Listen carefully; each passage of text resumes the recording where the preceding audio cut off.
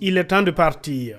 C'est ce que disent de nombreux Sud-Africains compétents alors que le pays est confronté à une multitude de défis, taux de chômage élevé, hausse de la criminalité et délabrement des services publics.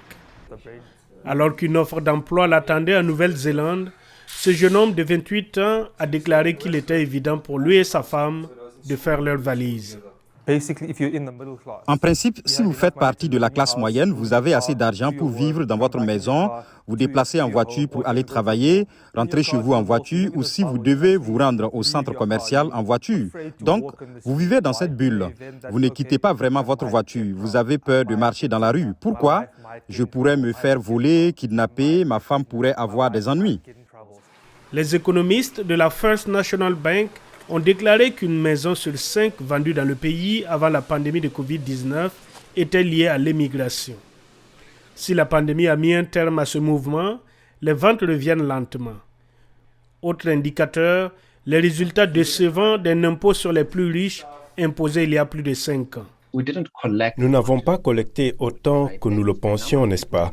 Et le nombre de personnes dans cette tranche d'imposition n'a pas tellement évolué, même avec le type d'inflation que nous connaissons. Donc cela vous dit que quelque chose se passe vraiment dans cette catégorie supérieure.